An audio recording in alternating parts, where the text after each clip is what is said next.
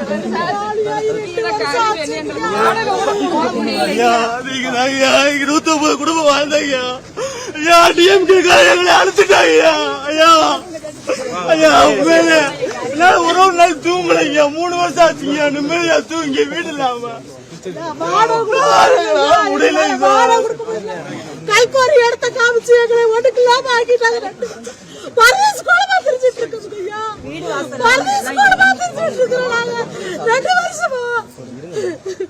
இந்த கம்ப்ளைண்ட்ஸ் எல்லாம் வந்துருக்குது. இப்போதான் ஆய்வு பண்ண ஆரம்பிச்சிருக்கோம். கொஞ்சம் டைம் கொடுங்க. நான் ஆய்வு பண்ணிட்டு என்னன்றது சொல்றேன்.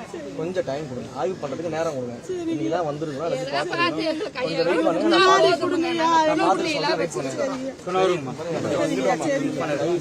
கால் டிரைவர்ல பிராக்டிஸ்லாம் தயவு செஞ்சு விட்டுருங்க. ஆதங்கத்துல இருந்தாலும் சரி, எதுவாக இருந்தாலும் சரி, பிராக்டிஸ் வச்சுக்காது. சரிங்க சரிங்க.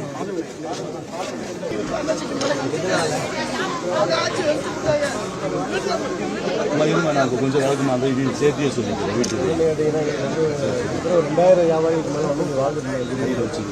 హైకోర్టు ఉత్తర్వులు எல்லாத்தையும் வெளியேற்றிட்டாங்க. நம்ம ஆட்சியில் வந்து 2000 வியாபாரியோட வாழ்வாதாரத்தை பாதுகாக்கிறோம். 2000 வியாபாரிக்கு கடைகள் மட்டும் ஒரு 1000 கடை இருக்கு சார். கையாவாரி நடந்தார். அதை கூட ஆக்கிரமிப்புங்கிற பேர்ல எடுத்துருக்கேன். ஆர்டர்ஸ் எல்லாம் வந்து பார்த்துருக்கேன். எங்கெங்கெல்லாம் அக்காமடேட் பண்ண முடியுன்றது நாங்கள் டிஸ்கஸ் பண்ணுறோம். பண்ணிட்டு நான் அவங்க சொல்கிறேன். நாங்கள் அப்பீலும் போனோம் சார். இந்த நம்ம ஜேசிக்கு இந்த நிர்வாகம் வந்து எங்களுக்கு எதிராக வியாபாரிக்கு எதிராக சொல்லி அதை தள்ளுபடி கொஞ்சம் டைம் கொடுங்க. நான் செக் பண்ணி சொல்கிறேன். இனிமேல் நாங்கள் அப்பீல் போகிற அளவுக்கு நம்ம வந்து பொருளாதாரம் ரொம்ப சிரமப்பட்டு 3 வருஷமா வந்து ரொம்ப அவதிப்பட்டு மக்கள்லாம் வந்து சாப்பாடு அதே மாதிரி இவங்களுக்கு வந்து அந்த அண்ணா தெரியுமா இடிச்சு விட்டுங்க.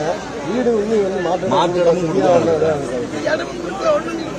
எங்களுக்கு இந்த பிரிவீதியிலே இருந்த இடத்துல ஒழுங்குபடுத்தி கொடுக்குறோம்னா ஹைகோர்ட் ஆர்டருங்கிற பார்த்துருங்க.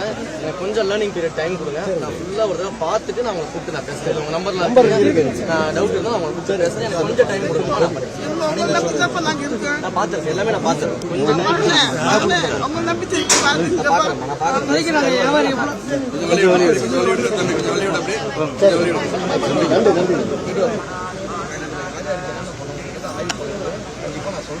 கொஞ்சம் டைம் நான் பார்த்துட்டு சொல்றேன்.